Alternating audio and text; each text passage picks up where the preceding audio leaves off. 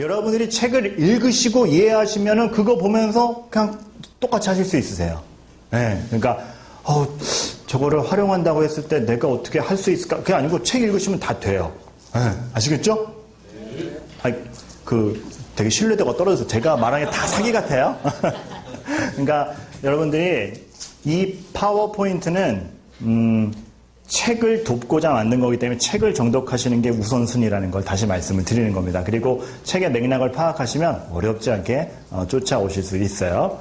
자, 쉬는 시간이 끝났습니다. 이번 시간에 뭐부터 시작할 거냐면 제가 이것도 CD 안에 넣어놓은 건데 오신 분들에게 말로 설명을 드릴게요. 일단 요거는 파워포인트 2010 버전으로 만들었어요. 그래서 그 이상에서 실행하시는 게 화면이 넘어가거나 뭐 아무것도 아닌 것 같은데 2010에만 있는 기능이 있어서 깨짐 없이 쓸 수 있어요. 그러니까 그거 아닌 거에서 사용하면 막 드드득거리고 막 뚝 떨어지고 막 이렇거든요. 그래서 세련미가 떨어져요. 그러니까 그런 부분을 참고하시면 되고 2010 없어요 목수님. 2007만 돼도 괜찮아요. 네, 2007만 돼도 괜찮아요. 근데 2007이면은 어떤 어려움이 있냐면 가동시키는데 문제가 없는데 가끔 가다가 특수 도용해서 글자 편집이 안 되는 경우가 간혹 생깁니다. 네, 그런 점만 명심하시면은 쓰는데 지장이 없으실 거예요. 알겠죠? 야, 이렇게 만들어보고 버전별로 다 실험해보고 그거 안내해주고 이렇게 친절한 데가 어디 있어? 자, 자화자찬. 자, 그다음에 이거는 산돌명조 볼드, 산돌명조 B라는 폰트로 제작이 됐거든요. 근데 이게 제가 이걸 선택한 게 일단 명조체 중에서 제일 세련됐어요. 제 눈에 보기에. 제일 세련되면서 명조인데 이렇게 딱딱하지 않고 부드러워요. 확대를 시키면 그 부드러움이 그냥 이렇게 붓글씨 쓴 것처럼 드러나요. 어머, 이거 다 확대해왔다는 거 아니에요? 그런데 그리고 자간이 특징이 있는데 자간이 일반 채보다 좁아요. 그 무슨 얘기냐면 이렇게 시각적으로 글자를 여러 개 쓸 때 조금 더 응축됐기 때문에 뭐가 좋게요? 가독성이 좋아요. 그래서 제가 선택을 했는데 그러다 보니까 문제가 생기는 게 뭐냐면 이 폰트가 없는 컴퓨터에서 실행시키면은 폰트만 깨지는 게 아니라 모두 깨질까요? 이렇게 네, 글자 크기랑 자간이 다르기 때문에 폰트가 깨질 경우에 간혹 가다가 이렇게 문단도 틀어지는 경우가 있어요. 보이시죠? 이렇게 한 줄로 가야 될 게 하나 삐꾸대고 한 줄로 가야 될 게 삐꾸대고 이래서 막 문단이 흐트러지는 경우가 생겨요. 이런 게 생길 수가 있으니까 가급적이면 이제 여러분들이 하실 수 있다면 산돌명조 B 그 폰트를 선택하셔서 컴퓨터에서 실행되게 하시고 혹시나 이제 그 폰트가 없다라고 하셔도 여러분들이 이런 거는 확인하셔가지고 이렇게 문단이 빗나간 거 요거 딱 선택하신 다음에 편집된 부분 글자 크기만 한두 포인트 줄여주시면 원래 제자리는 찾거든요. 이렇게 그러니까 그 정도 조절만 하시고 사용하시면 될 것 같아요. 무슨 얘기인지 아시겠죠? 네, 파워포인트 쓰시는 분들 딱 캐치가 되셨을 것 같은데 그래서 이런 자료 활용에 있어서는 폰트 문제도 있구나. 근데 아주 깔끔하게 사용하려면 이런 확인 작업이 미리 필요하구나. 여러분들이 잘 아셨으면 좋겠어요. 왜냐하면 이렇게 강의 같은 걸 해보면 공개된 자료에서는 줄 하나 빗나가고 있고 이런 게 보는 사람으로 하여금 되게 신뢰도를 깨버릴 수가 있어요. 그래서 가급적 맞추시는 게 좋아요. 그래서 저도 1강 강의할 때 보면 가끔 가다가 이렇게 한 줄 빗나간 거 있었죠. 그게 이제 컴퓨터를 바꾸다 보니까 생기는 문제점인데 미처 못 잡아낸 건데 그런 것들을 여러분들이 알고 활용을 하시면 되겠습니다. 귀한 교육 현장에서 선하게 활용하시기를 기원합니다. 네. 자, 이건 다 CD에 넣어놓은 내용을 다시 한번 확인하시면 되고요. 이번에 2강 들어가 있어요. 2강. 저기 슬슬 잘 안 먹고 있어요. 이용성 목사님, 간사님 혹시 제가 나중에 이거 안 된다 싶으면 배터리 한번 갈아주세요. 그러실 수 있죠? 네. 여기 성서유년에 너무 귀한 인재로 일하고 계신 이용성 목사님이 제가 노회교육부 부장 목사일 때 이제 목사 후보생으로 들어왔다. 귀여운 목사예요. 그래서 제가 말하면은 아주 그냥 군대처럼 들어요. 네. 참 주님 안에서 다 평등한데요. 안 보이는 계급이 있어가지고. 네. 자, 7강은 두 번째 강의는 신약 중에 하나를 선택해가지고 할 건데 1, 2, 3, 4, 5가 구약이에요. 그리고 6, 7, 8이 신약이거든요. 분량상 이렇게 그렇게 했는데 그 중에 7을 할게요. 7을 이게 뭐 7이라고 했어. 7을 할게요. 사실 구약도 맨 처음 거랬으니까 신약도 좀 초반부를 보여주면 좋지 않을까 그런 생각을 해봤는데 제가 여러 가지 사실 6강 가스펠 복음 너무 좋죠. 마테마가 누가요? 이거 할 말 많습니다.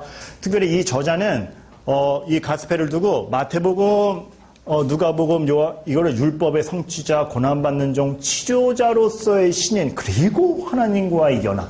이야, 이 주제를 가지고 이렇게 마테마가 누가 요한을 갖다가 풀어가요. 그렇기 때문에 너무 재밌겠죠? 너무 재밌겠죠? 그런데 제가 왜 7강을 하냐 하면 6강은 그냥 보시면 알 정도로 맥락이 잘 만들어져 있어요. 그러니까 오히려 조금 그냥 봐서 뭐를 7강을 해드리는 게 오신 분들에 대한 예의가 아닌가 싶어서 7강을 하도록 하겠습니다. 6강은요, PPT만 넘겨봐도 막 은혜 받아요. 과장이 섞인 말입니다.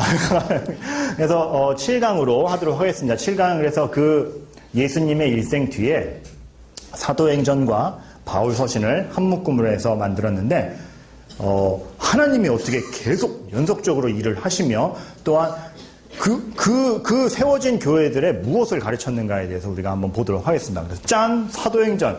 이야!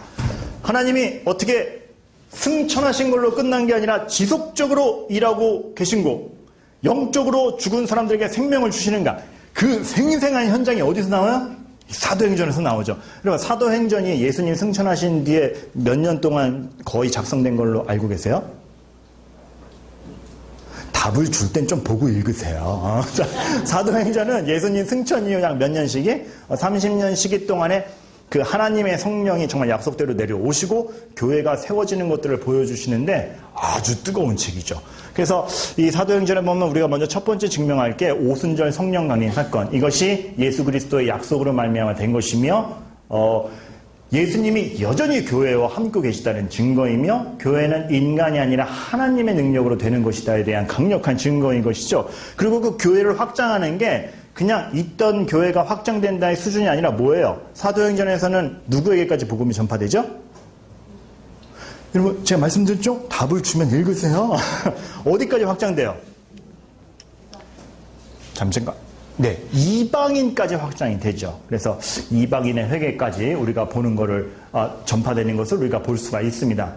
그런데 여기서 제가 강의를 사도행전이랑 바울서신을 묶은 이유가 있고 신약 강의에서 이 부분은 독특하게 사도행전하고 로마서하고 갈라디아서하고 이렇게 하지 않고 그 묶음새를 이음새를 확 이어버렸습니다. 그래서 사도행전, 로마서, 갈라디아서를 같이 묶어서 비교할 수 있게 해놨어요. 왜 그랬냐? 저자의 의도에서도 넌지시 드러나긴 하는 거지만 이 교회가 사도행전에서 섰단 말이에요. 근데 그 확장된 믿음, 이방인들, 이제는 혈육이 아니라 믿음으로써 그것이 확장되는 것인데 그 믿음의 내용이 무엇이냐 라고 했을 때 우리가 사도행전과 함께 뭘 보면 유익하겠어요? 로마서를 보면 유익하죠. 그래서 그 로마서의 맥락, 하나님은 그리스도를 통해서 사람을 죽음에서 생명으로 데려가신다는 그 교리적 사실이 무엇이냐를 같이 비교하자 하는 것이고 되게 이렇게 유사한 주제로 짧게 쓰여진 루터가 가장 사랑했던 책이라고 말한 뭐가 있죠? 그렇죠. 갈라디아서를 한 맥락으로 두고 비교를 하려고 합니다. 근데 로마서에서 사망에서 생명으로 옮기신다라고 했을 때 저자가 맨 처음에 딱 키포인트로 두는 단어 중에 하나가 자존감입니다. 사람은 자존감이 굉장히 높아요. 저자의 비유이기도 하면서 저의 비유를 하나를 딱 얹자면 그 알코올 중독자가 되신 분들이 언제부터 치료가 시작되게요? 맞습니다. 인정할 때입니다. 뭐인 거를? 자기 힘으로 해결할 수 없다는 것을 인정할 때부터 치료가 시작된다고 합니다. 저자가 표현하기를 병자가 자기 병의 위중함을 모르면 의사를 찾지 않는다라는 거죠. 근데 되게 끝까지 자존심을 부린다는 거죠. 죄인이 똑같아요. 죄인 아니라는 거죠. 죄인인 것 인정까지 해도 스스로 의를 만들어낼 수 있다. 근데 로마서가 얘기하는 바울의 의도는 무엇입니까? 그런 자존감? 웃기지 말아라. 아니다. 뭐가 필요하다 우리는? 여기서 복음이 들어가야 되는데 그래서 등장하는 게 우리 의가 아니고 하나님의 의. 그죠? 하나님의 의가 필요하다. 그리고 너무나도 그 유사한 율법의 요구가 아니고 은혜로 된다는 사실을 설파하는데 이러한 맥락의 갈라디아서에서 아주 굉장히 동일하게 나타나기 때문에 제가 이거 세 개를 한꺼번에 묶어서 파워포인트로 만들었고 이렇게 쭉 훑어볼 수 있도록 예시를 주었습니다. 괜찮아요? 네. 아, 참 출판사의 허락도 받지 않고 제가 마음대로 묶었어요. 근데 그거를 다 그냥 좋게 받아들여 주신 성서윤영 관계자 여러분께 이 자리를 빌어서 감사를 드립니다. 인사는 정중하게 해야 돼요. 그래서 우리가 여기서 이제 쭉 살펴보는 것 중에 하나가 뭐냐 하면은 이 은혜가 어떻게 다시 율법의 요구가 필요가 없고 은혜로 되는 것인데 은혜 덕분에 우리에게 의가 온단 말이에요. 예수 그리스도께서 이루어 놓으신 의가 전가되어서 우리에게 온단 말이에요. 그러니까 어떻게 우리에게 오느냐? 그 중간에 통로는 무엇이다? 믿음이다. 그래서 행함이 아니라 믿음이다라는 얘기에 대해서 아주 요약적으로 잘 정리를 해주고 있고 그것이 로마서에서 자존감을 버리고 사망에서 생명으로 옮기시는 예수 그리스도에게 집중하라라는 그러한 책의 맥락이 되는 것이죠. 그래서 이 교리적 사실들을 예수 렌즈로 들여다보면 왜 이쪽 보고 많이 얘기하냐면 1강에서 이쪽 보고 많이 했잖아요. 이분들이 계속 제 뒷태만 보셨거든요. 요번 강의 좀 양보하세요? 네. 이쪽에게 양보하세요. 자, 그래도 이렇게 왔다 갔다 할게요. 이 교리적 사실들을 예수 렌즈로 딱 들여다보면 사도행전에서 뭐가 나와요? 하나님이 얼마나 교회를 통하여 계속 일하시는가. 예수님이 모든 신자에게 내주하시는 성령을 통해 계속해서 일하시는가. 그러니까 예수님의 육신이 같이 있어서만이 아니라 승천하셨으나 성령을 보내심이 얼마나 예수님이 육신으로 함께 계신 것만큼이나 동일한 역사가 계속 이어지고 있는가. 교회를 통해서. 이거에 대한 생생한 증거라는 걸 우리가 알 수가 있는 것이고 그래서 교회의 역사가 이어진다는 것 그리고 거기서 말하는 그 성령의 역사라는 게 로마서에서는 이런 표현으로 되죠. 그리스도 영의 내주. 그러니까 그리스도의 영이 내 안에 계신 그것을 통해서 우리가 내 의가 아니고 그리스도의 영으로 말미암아 새 생명을 얻을 수 있다는 사실을 로마서에서 보게 되고 그러한 새 생명이 우리에게 있으면 어떻게 되는 거예요? 그 새 생명 덕분에 더 이상 죄인이 아니라 의인으로 자라가는데 그 의인으로 자라간다는 게 결국 뭐예요? 예수 그리스도를 닮아가. 그래서 로마서가 그거를 아주 힘있게 강조를 하죠. 그래서 갈라디아서에서 이런 말이 나옵니다. 믿음으로 뭐예요? 말미암아. 그러니까 이것도 아닌 거예요. 그래도 내가 믿기는 했지. 이것도 아닌 거예요. 그 말엔 뭐가 있어요? 그래도 내가 믿기는 했지. 믿은 나의 선택이 공로다. 이런 의식이 쫙 깔려있거든요. 근데 저자는 그거 아니라는 거예요. 믿음으로 말미암아다. 전적으로 은혜다. 네가 공로를 자랑할 게 전혀 없다. 믿음으로 말미암아라는 사실을 갖다가 거듭 강조를 하고 있고 그래서 우리의 노력이랑 아주 결별을 시킵니다.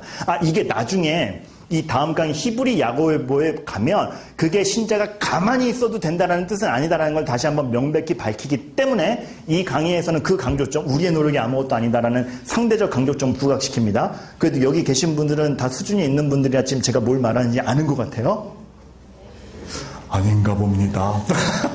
우리의 노력이랑 결별시켜요. 그럼 우리의 노력이랑 결별시키면 뭐랑 동급시할까요? 그리스도의 순종이 우리의 것이 되는 거. 다시 우리의 노력이랑 결별시키고 뭐가? 그리스도께서 순종하여 하나님으로부터 얻은 의가 믿음으로 말미암아 우리께 되는 거죠. 나중에 이제 에베소 빌립보에서 나오는 표현인데 그래서 교회가 주님이 머리요 우리가 교회가 뭐라고요? 저 지금 잘못 말했죠? 이단들 보냈죠. 자, 그리스도가 머리요 교회가 그의 뭐다? 몸이다. 생명을 같이 하는 거잖아요. 그러니까 그리스도의 순종이 같은 생명 안에서 바로 우리께 되는 거. 의가 전가되는. 요거에 대해서 믿음으로 말미암아 얻는 구원과 새 생명에 대해서 이렇게 그것이 교회의 성장의 동력이었고 로마서 갈라디아에서 주장되는 점이다라는 걸 갖다가 이 저자는 얘기하고 있는 것입니다. 그리고 그 얘기를 이렇게 논리적으로 통일적으로 말하고 있는 맥락을 제가 잘 캐치해서 파워포인트로 만드는 저의 유능함도 포함이 되어 있는 것이죠. 죄송해요. 자, 가끔 가다가 무심코 들었는데 제 자랑이 나옵니다. 그래서 우리가 깨달을 수 있는 바는 이것이에요. 성령의 능력으로 그 아들을 증언하는 사람들을 통해 궁극적으로 승리하시는 하나님. 교회 승리가 지금 어떤 식으로 진행되고 있냐 하면은 이 시대엔 예수님이 눈에 보이지도 않고 같이 안 계시잖아. 이게 아니라 성령을 주신 것 자체가 예수님이 함께 계신 것만큼이나 위대한 능력이며 그 성령의 능력으로 새 생명 받은 사람들이 증언하고 삶을 통해서 복음이 번져가고 그 과정을 통해서 궁극적 승리를 이루어 가신다라고 하나님이 방법을 설정하신 거예요. 그러니까 교회의 존재가 얼마나 위중합니까? 그리고 지금 교회가 얼마나 막강한 권세를 가지고 있습니까? 그런데 그 막강한 권세에 대해서 우리가 깨닫지도 못하고 공부도 안 하고 모르고 있는 것입니까? 그리고 로마서에서 보면 그래서 그 로마서에 대한 적용점이 사도행전 거랑 쭉 이어져요. 그 승리의 삶을 살고 증거하는데 떨쳐내기 힘든 습관이 뭐가 있느냐고. 이어져서 묻는 거예요. 하나님이 교회를 통하여 그런 승리를 이루고 계신데 못하고 있다면 도대체 못하게 하고 있는 네 나쁜 습관 뭐냐? 딱 저자는 질문을 통해 묻죠. 그리고 갈라디아에서는 명심할 거 있다. 못한다고 핑계대지 마라. 그리고 노력보다 구원이 먼저다. 구원 뒤에 허락되어서 발현되는 게 너의 은사다. 그러니까 너의 것을 자랑하지 말고 네 힘으로 안 된다라고 핑계대지 말고 그리스도께 의지함이 무엇이냐를 갖다가 보라는 이 집중도 있는 선언이 사도행전, 로마서, 갈라디아서에서 나옵니다. 자, 그렇다면 교회는 이 원리대로 성령의 내주하심으로 믿음으로 말미암아 이 원리대로 세우면 잘 성장하는가? Yes or no? 뭐죠? 자, 이 원리대로만 세우면 잘 성장해요? 저자가 이어지는 사실에서 얘기하는 건 no입니다. 그러면서 뭐가 나와요? 자, 마태, 마가, 누가, 요한, 사도행전, 로마서, 그 다음에 고린도전서가 여기에 등장하죠. 그 교회의 생생함과 그 말씀의 교리, 이야, 이대로만 가르치면 교회는 성장하는 게 있구나. 성장통이 있고 그 뒤에나 성숙이 있다. 그래서 등장하는 우리가 보게 되는 성경 고린도 전후서. 고린도 교회는 굉장히 상업적으로 발달한 나라였죠. 그리고 그리스에서도 굉장히 고급 도시로 이렇게 소문이 나 있었습니다. 이러한 상식이 어떻게 있냐고요? 책에 써 있어요. 그러니까 책만 잘 읽어도 굉장히 아는 척을 할 수 있다는 거죠. 그러다 보니까 상업의 요충지고 철학도 발달돼 있고 그리스라는 문화의 요충지에서도 좋은 도시로 평가받고 있었으니까 얼마나 사람들에게 있어서 자기 지식자랑 또 자기의 삶이 성공하고 싶은 욕구가 컸겠습니까? 그러한 고린도 교회가 세워집니다.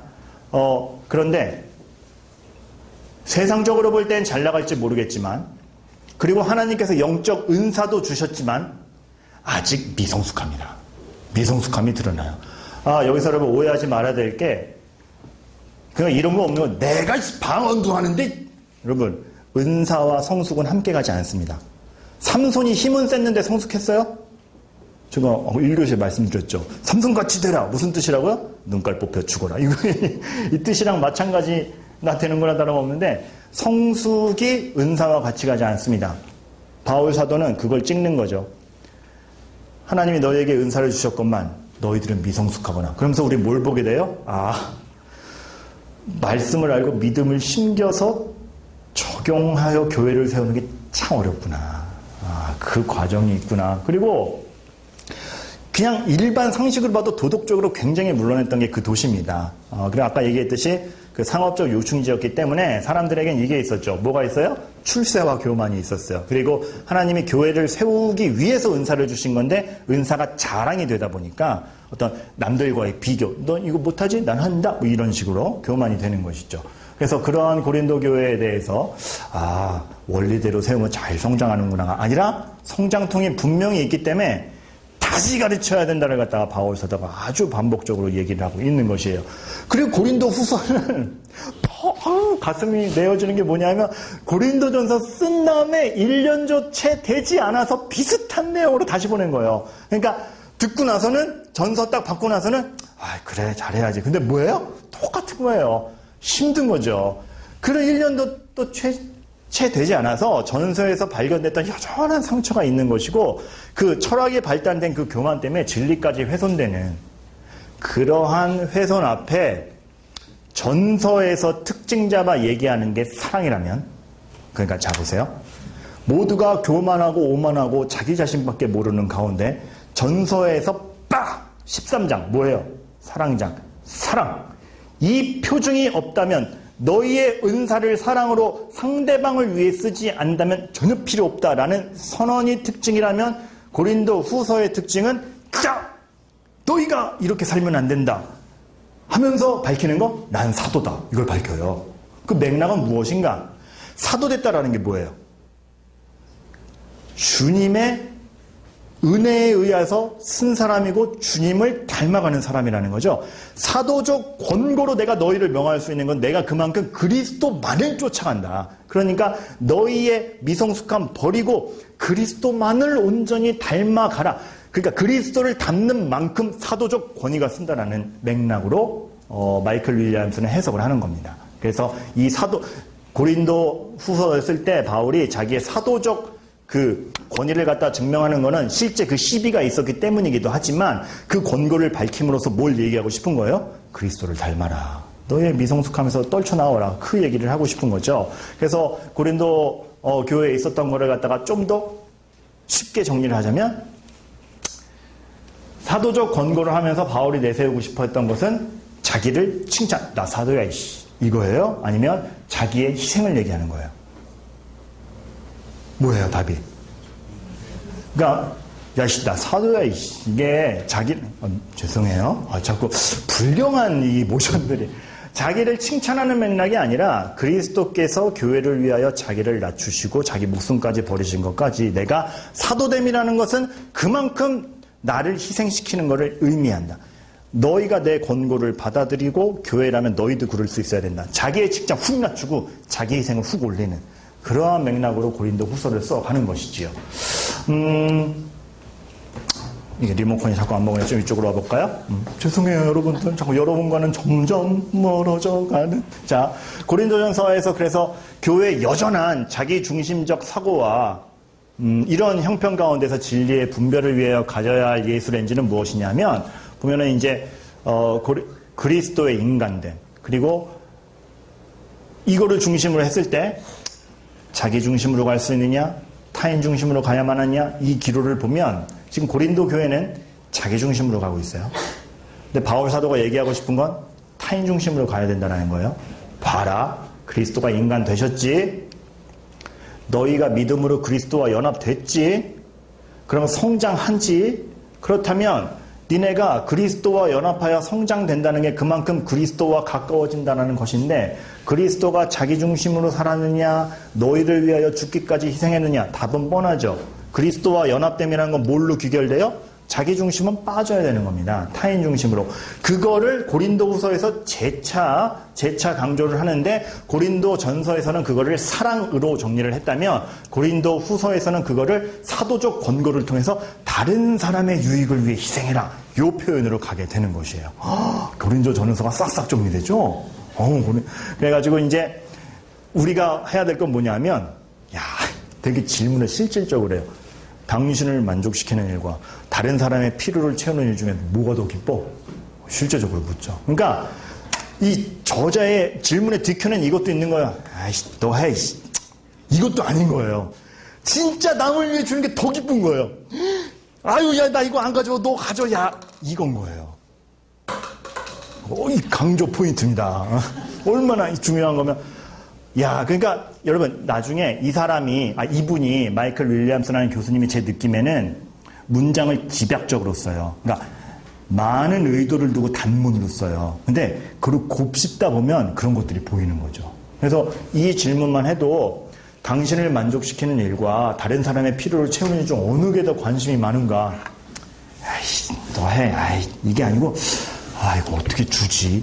다르잖아요, 벌써. 그죠? 남을 위해 하는 건데 마지못해 하는 것 정도가 아니라는 거예요. 그런 게 다 숨어 있죠. 그러니까 여러분, 제가 이걸 만들면서 느낀 것 중에 하나는 이 책은 좀 한 문장 한 문장을 중요한 문장으로 생각되는 건 곱씹어 보시고 왜 그 단어를 썼을까 생각해 보면 더 풍성함이 드러납니다. 자, 그리고 또 하나.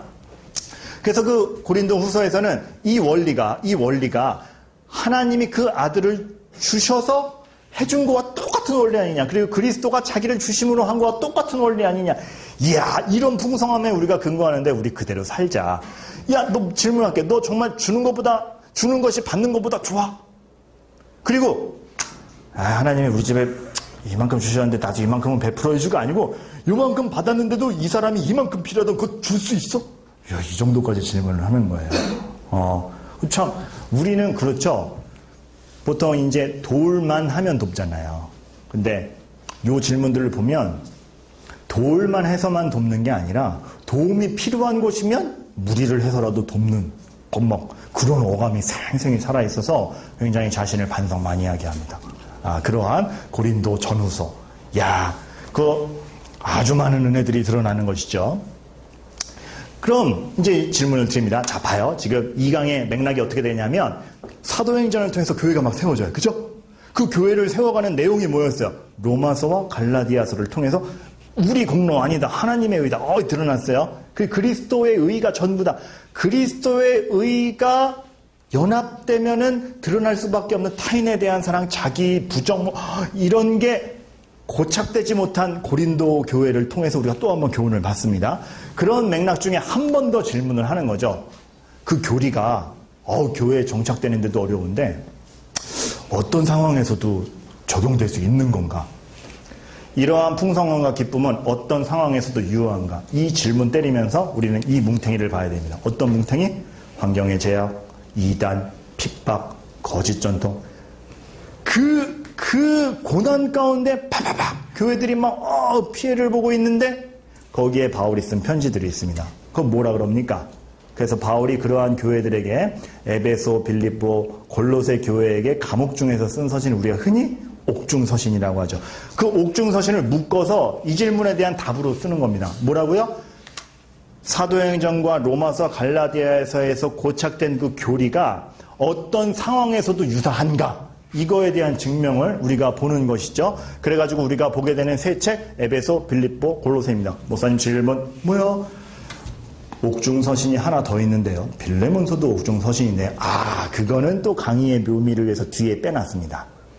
그 맥락이 있어가지고 빌레몬서는 좀 나중에 다루기로 하고 미리 나올 궁금증도 미리 풀어주는 이런 강사가 어디 있어요? 자, 에베소, 빌립보, 골로새예요. 그래서 이 에베소, 빌립보, 골로새의 특징은 각각 이런데요. 에베소에서는 하나님과의 샬롬, 그 빌립보서에서는 기쁨, 그리고 골로새서에서는 이 모든 것이 그리스도 안에 성취됐다는 것, 이 세 가지 증명이 딱 나옵니다. 그러니까 환경이 어떻든 간에 샬롬 유지된다. 기쁨 있다. 왜? 그리스도 안에 있기 때문에. 환경 안에 있는 게 아니라 그리스도 안에 있는 거기 때문에 그리스도 안에 있기 때문에 환경이 방해할 수 있는 게 이 샬롬과 기쁨이다. 에베소, 빌립보, 골로새. 다시 한번 옥중서신 정리. 에베소서에서 뭐가 드러나요? 샬롬. 빌립보서에서 뭐가 드러나요? 기쁨. 그 골로새서에서 뭐라 그래요? 그것이 다 그리스도 안에 있다. 요것이 저자가 포인트를 두는 것이죠. 그리고 아까도 얘기했지만 이 저자가 단어 하나를 갖다가 집약적으로 쓴다고 그랬죠. 샬롬이 무슨 뜻이에요? 1교시에 잠깐 졸 뻔했으나 제가 깨워드렸던 김대복 강사님. 샬롬이 무슨 뜻이에요? 히브리어로? 평안이라는 뜻입니다. 틀렸으면 망신당할 뻔. 초교파적으로 모였는데. 자, 아찔했습니다. 지금 잠깐 질문했는데 당연히 대답할 거라고 생각했는데 2초간 눈동자가 흔들리는 거예요. 그래서 이거 망신당했구나. 감사합니다.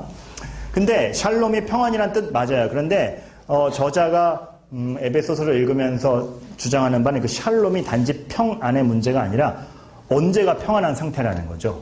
언제가 평안한 상태죠?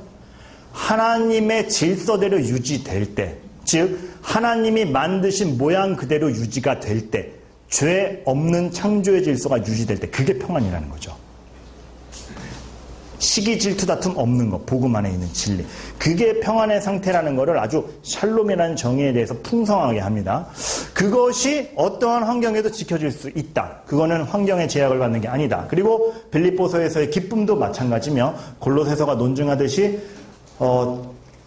인간의 몸으로 오신 예수 그리스도로 말미암아 그것이 가능하다라는 걸 보게 되는, 알려주는 것이죠. 그렇다면 그 골로새서가 근거로 제시하고 에베소 빌립보서에서 유지될 수 있다라는 그것이 예수 그리스도로 말미암아 그 예수 그리스도에 대해서 성경은 뭐라고 얘기하고 있는가? 화평이신지라. 그 자체가 화평이신지라. 그분 자체가 하나님의 질서를 회복하기 위해 오신 분이라. 그 자체가 질서 그대로다. 그 예수 그리스도와 붙어있는 우리가 어찌 화평치 않으랴. 그래서 에베소서가 처음부터 주장하는 바가 뭐죠? 그 주님과의 결합성. 교회는 몸이다. 그리스도는 머리다. 쭉 나오는 거 아니야. 그리고 빌립보서 그래서 그 샬롬의 경험, 그 예수 그리스도를 믿음으로 말미암아 얻게 되는 평안의 경험이 있다면 반드시 뭐 하게 된다? 그걸 제시하게 된다. 저 오다가 지하철 타고 왔는데 희한한 경험했어요. 서울역에서 갈아타는데 이렇게 난 이제 전 다음에 숙대 입구역에서 내리려고 기다리고 있는데 이렇게 아주머니들이 막 몰려오더니 너 그 영화 봤냐고 막 사도 이건 사도 요한의 사도가 아니죠. 사도 세자의 사도 봤냐고 막 너무 막 그 젊은 배우도 그냥 잘생겼다라고 하고 막 송강호는 연기를 어쩌면 어머 문근영도 예쁘게 늙어가지고 연기도 막 피터 봤어 너 기집애 너 아직도 안 봤냐 너 빨리 보라고만 50대쯤 되는 무슨 동창모니가 막 얘기하는데 갑자기 옆에 서 있던 나한테 아저씨 봤어요? 못 봤는데요. 아직 너무 재밌어. 그런데 또 자기 얘기도 돌아가는 거야. 이게 뭐지 싶은 거예요. 여러분, 영화만 봐도 진짜 재밌으면 발현이 되는 거예요. 누구 아직도 못 봤어? 우리가 샬롬을 진짜 경험한다면 그게 왜 제시가 안 되냐고요. 하나님이 우리를 얼마 전인격적으로 만드셨는데 그 전인격이 정말 발동이 된다면 그 지와 그 정으로 어떻게 안 드러나, 그 의지가 어떻게 발동이 안 되냐는 거죠. 그래서 마이클 윌리엄스는 그러한 부분에 대해서 굉장히 많이 물어요. 너 어떻게 깨닫고선 그걸 아무것도 안 할 수가 있냐? 그래서 아까 1강에서 본 질문 있잖아요. 당신의 삶을 통해서 다른 사람이 그리스도를 봅니까? 무서운 질문이잖아요. 그런 와중에 저는 저보고 막 사기꾼 생각하고 막 그런 수준인데, 샬롬의 경험은 반드시 샬롬의 제시로 간다. 자, 그래서 빌립보서에서 얘기하는 게 그것이죠. 그러한 것이 그리스도가 성취함으로 이루어진 것인데, 어떤 우리가 얻게 되는 샬롬과 그 구원에 대한 확신과 기쁨은 상황이 변한다고 달라지는 게 아니라 그리스도로 말미암아 성취된 것이기 때문에 이 논리가 가능한 것이죠. 뭐요? 변함없는 지속력이 있다. 그 바울이 이거를 감옥에서 쓰는 거예요. 빌립보 교회한테. 지코가 색자인데, 발음이 이상하게 나왔죠. 지코가 석자인데 쓰는 거예요. 야, 방에 하나도 안 돼. 만약에 자기가 이렇게 편하게 있다가, 방에 하나도 안 돼. 그러면 이제 핍박받는 애들, 지는 편한 데 있으니까. 근데 바울은 어때요, 지금? 감옥에 있거든요. 감옥에서. 내게 능력 주시는 자 안에서 내가 모든 것을 할 수 있느니라.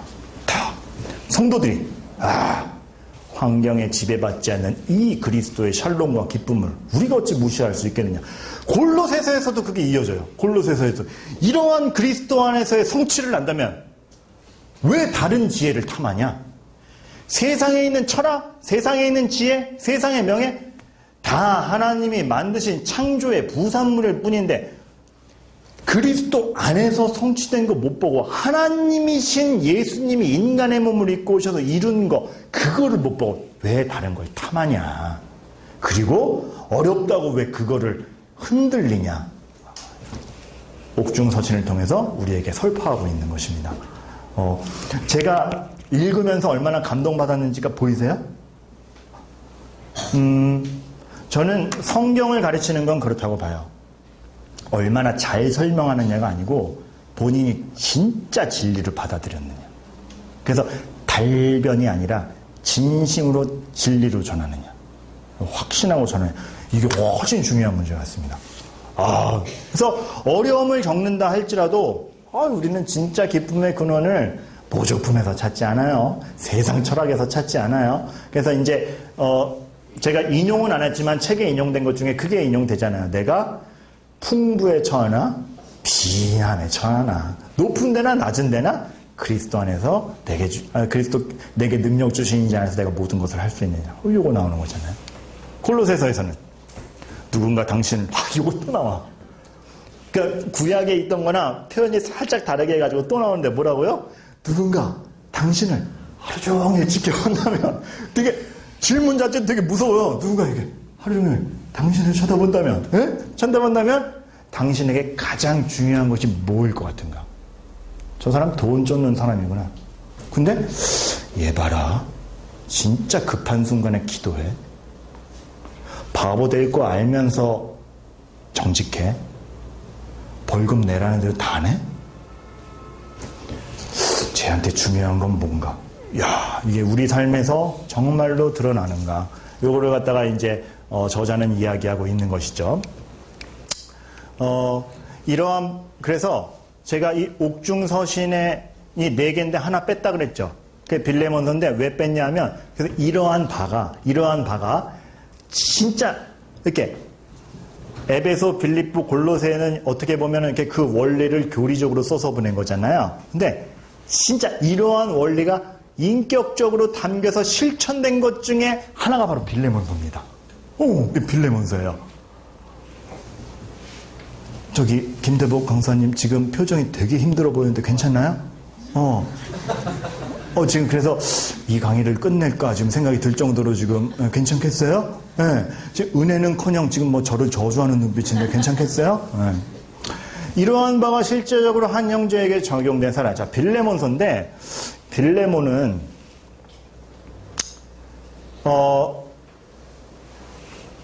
그 맥락이 이렇죠.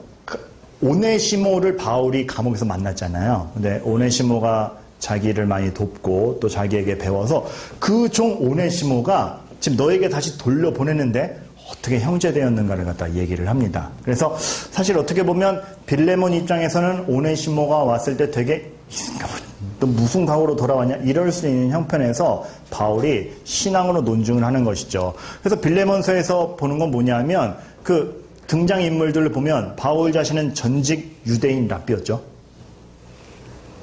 빌레몬은 이방인 노예주죠. 오네시모는 도망친 노예죠. 근데 지금 얘네들이 이해관계가 얽힐 것도 없고 공통분모가 없는 얘네들이 한 주제를 가지고 얘기할 수 있는 근거, 얘네들이 이래야 되지 않겠느냐고 공감할 수 있는 근거가 뭐예요? 그리스도 안에서 한 형제됨. 요걸로 얘네들이 싹 모이는 거예요. 그래서 이 각기 다른 게 형제라는 이름으로 싹 모여요. 그래서 교회가 이방인에게 전파, 교리가 그 교리가 환경과 변화에 제약되지 않음, 그리스도 안에서 한 몸, 그게 형제로 빡 드러났을 때 이 다른 환경에 있는 애들이 한 명의 그리스도 안에서 회심된 사람을 보고 형제라고 얘기하면서 공감대를 형성할 수 있다라는 빌레몬서가 한 장밖에 안 되지만 이렇게 귀한 사실들이 담겨 있는 겁니다. 사실 어떻게 보면은 이 각자의 정체성을 두고 이런 요소를 뽑아내서 그거의 한형제됨을 밝히고 있는 이 저자의 어떤 그런 통찰력을 전 되게 높게 사요. 그래서 사실 오네시모는 되게 무익한 사람이거든요. 이 도망친 노예고. 그런데 무익한 오네시모가 머리 대신 예수 그리스도를 영접함에 머리 대신 그리스도의 몸이 되니 뭘로 바뀌는 겁니까? 유익한 종으로 바뀌는 거예요. 그 유익함이 세상적으로 쓸모있다 정도가 아니라 그리스도의 몸으로서 믿는 자들과 한 형제요 영원까지 함께 갈 그 어떠한 영혼도 뒤처질 수 없는 그런 고귀한 영혼으로 탈바꿈했다라는 것이 되는 것이죠. 그래서 저도 이 책 읽다가 사실 사람 이름에 대해서는 연구 안 하니까 이 책을 읽다가 처음 알았는데 오네시모 이름 뜻이 뭐게요? 이 내용만 볼 때 추측해 보세요. 뭘 것 같아요? 그렇죠. 여러분 알고 계셨구나. 저는 목사 된 지 10년인데 몰랐어. 저의 무식함에 통탄합니다. 오네시모의 이름 뜻이 유익한이라는 게 굉장히 큰 이 주제를 잘 전달해 주게 되는 것이죠. 여기에 예수 렌즈를 다 갖다 대면은 우린 이런 걸 보게 됩니다. 하나님과 인간 사이의 큰 간극을 정말 예수 그리스도가 어떻게 스스로 메우셔가지고 우리를 자녀로 다시금 받아들이게 해주셨는가. 그리스도 안에서 형제자매가 된다면 내 옆에 사람은 경쟁 상대가 아니라 품어줄 사람이 되는 것이죠. 그리스도 안에서 사람을 의식한다는 건 진짜 이렇게 보던 사람한테 뭐가 돼요? 내가 이 사람을 위해 뭘 해줄까? 저는 되게 군대에서 개념 없는 애랑 일해본 적이 있어요. 얼마나 개념이 없냐면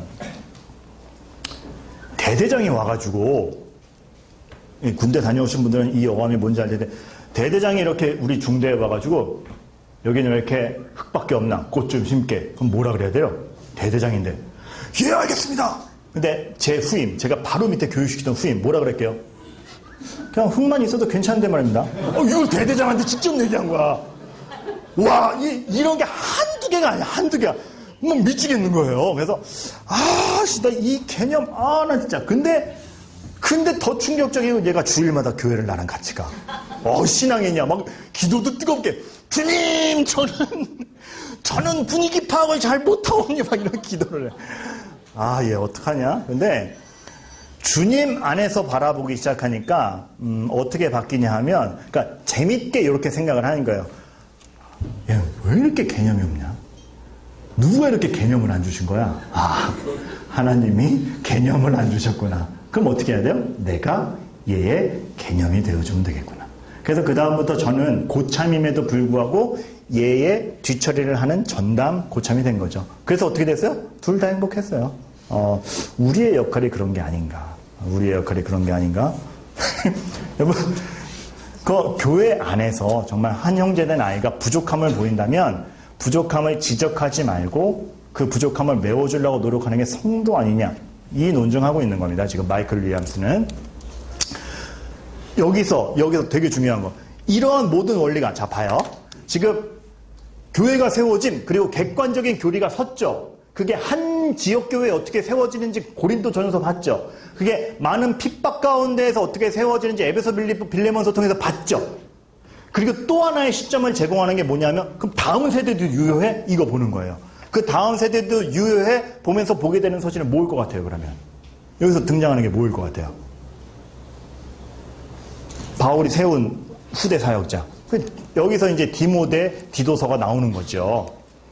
그러니까 여러분, 되게 책도 유용하게 쓰여졌고 이런 묶음이 나쁘지 않은 것 같습니다. 그래서 그 디모데가 등장을 하는데, 에베소 교회의 일처리를 위해 남은 디모데, 그리고 디도는 어디 남았게요? 요건 다시 문맥을 하는 권위를 보여주기 위해서. 자, 디도 어디 남았게요? 모르세요? 난 아는데.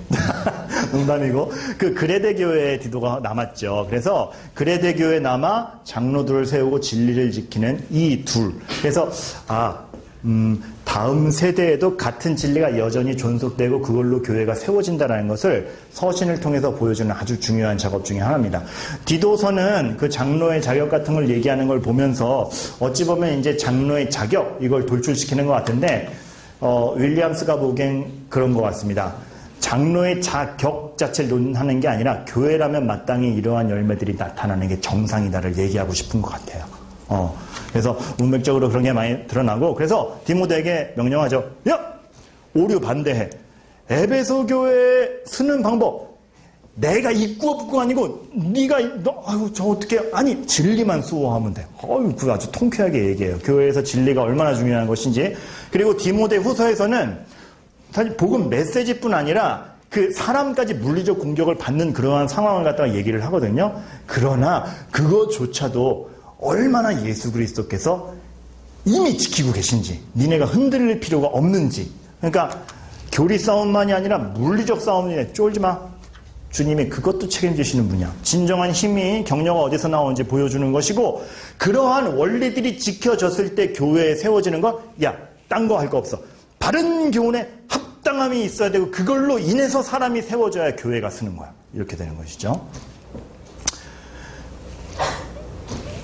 그래서 이 표현이 나와요. 이거는 윌리엄스의 표현을 그대로 옮겨왔는데, 그리고 그 말씀을 중심으로 한 교훈은 합당한 행동을 뭐라고 써 있어요? 반드시 유발하며. 은혜로 됐는데, 은혜로 되어 새 생명을 얻은 자들에게 있어서 그 삶이 반드시 행동을 유발한다는 거죠.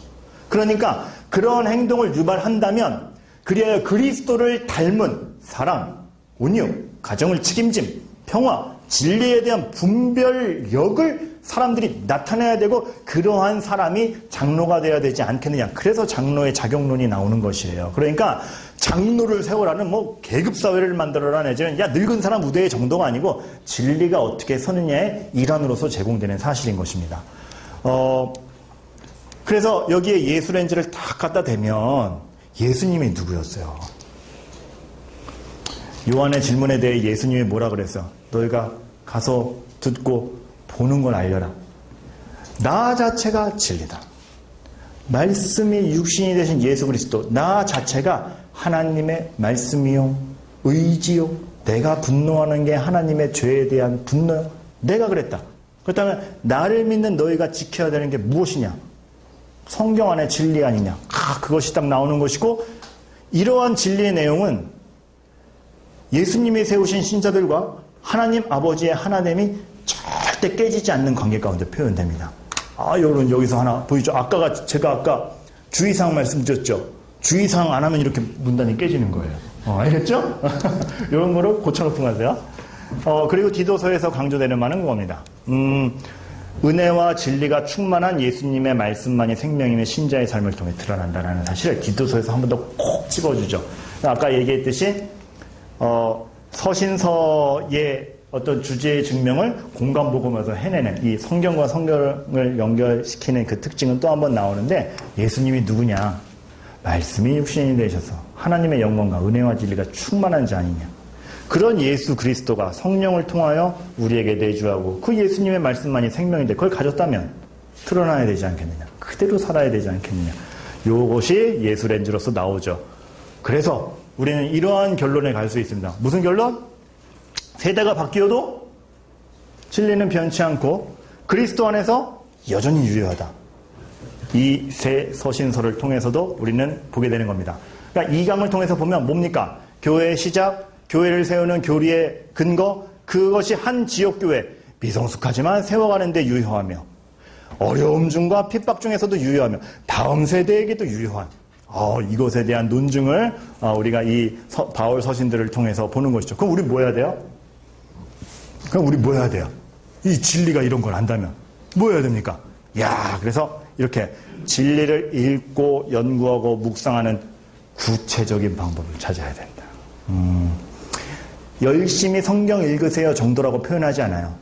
모든 신자라면 연구해야 된다. 그리고 한층 더 나가서 이런 질문하죠. 단지 그냥 열심히 하는 게 아니고 그래서 진짜 진리가 아닌 거 분별할 줄 알아요?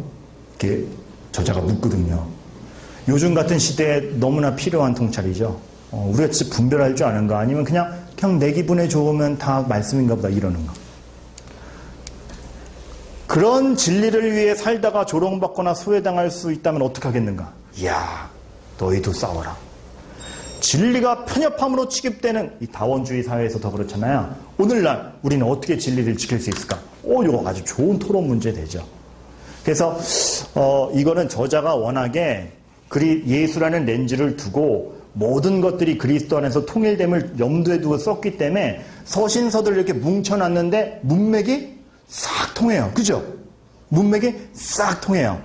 이 두 가지가 있는 거죠. 저자가 책을 이렇게 그리스도 중심으로 잘 했다는 것이고 제가 파워포인트를 되게 잘 만든 거예요. 이 두 가지 요소가 있는 거예요. 어떻게든 자랑하고 싶어서 농담이고 그 통일된 맥락을 여러분들이 찾아가실 때 기쁨이 있고 그래서 성경이 성경을 증명하는 맥락도 알 수 있고 그리스도 안에서 통일됨도 느낄 수 있고 각 주제가 파편화된 것이 아니라 얼마나 하나된 진리인가를 알 때 설명하는 재미도 있죠. 가르치는 재미도 있죠. 그걸 돕기 위해서 이렇게 만들어진 것입니다. 그리고 이것에 열매 맺는 삶이 데살로니가 전후서에서 나와요. 데살로니가 전후서에서는 사실 복음의 열매를 방해하는 게 반대하는 사람들, 교회 안에서의 잘못된 사람들, 그리고 이제 어떤 그 신학적인 오류, 재림에 대한 의심과 질문이 많아가지고 참 어려움에 부닥치는데 아유, 교회가 기다리는 그분은 동일하고 유일하신 분이다라는 확증을 하면서 그 하나님이 세우신 열매가 그런 반대에 부딪힌다고 안 되는 거 아니고 열매가 맺기 시작했으면 그리스도는 끝까지 맺게 하시는 분이다. 그 동일하신 능력을 가지신 분이고 동일하신 분이다. 겁먹지 마라. 다시 오실 때까지 꾸준한 열매를 보장해 주실 분이니까 너희들 겁먹지 마. 라고 데살로니가 전후서가 나오는 것이죠. 그렇기 때문에 이 말이 나오는 거예요. 항상 기뻐하라. 야, 하나님 동일하신 분이다. 항상 기뻐하라. 범사에 감사해라. 너희에게 납득이 되는 것만 감사하지 말고 범사에 감사하라. 근데 그 요인이 하나님 능력이다. 쉬지 말고 기도하라. 당신들의 열매는 무엇인가? 여기서 제가 일부러 좀 보여드린 게 있는데 다른 거 설명이 커지다 보니까 지금 데살로니가 전후서 설명이 되게 압축됐죠. 근데 압축돼서 제가 말씀드리고 싶은 건 압축되니까 대충 하라는 게 아니라 압축됐을 땐 키포인트를 정확하게 전달하면 그거 자체로 충만할 수 있다는 겁니다. 그러니까 시간 할 정도에서 팍팍팍 넘기는 것이 아니라 그 페이지마다 말할 것이 무엇인지를 알고 가면 급하게 하는데도 여유를 찾을 수 있다는 걸 좀 보여드리고 싶어서 이건 좀 압축적으로 설명해 본 거예요. 그리고 끝이에요. 얼마나 행복한 결말이에요. 그래서 여러분 신약의 7강이 이렇게 구성이 되어 있습니다. 그러니까 아까 구약이랑은 또 다른 맥락이죠. 하나 창세기, 출애굽기, 레위기 하나하나 살펴보는 거 말고 분량이 많아서 합친 것도 있지만 하나로 묶어져가지고 이렇게 카테고리별로 보는데도 이야, 이 그리스도 안에서 성경의 통일성이라는 게 진짜 매력이 있구나 딱 알게 되잖아요. 그런 요소들을 잘 살려주면 되겠습니다. 자, 2강이 끝났고요. 자, 안내 말씀 주시고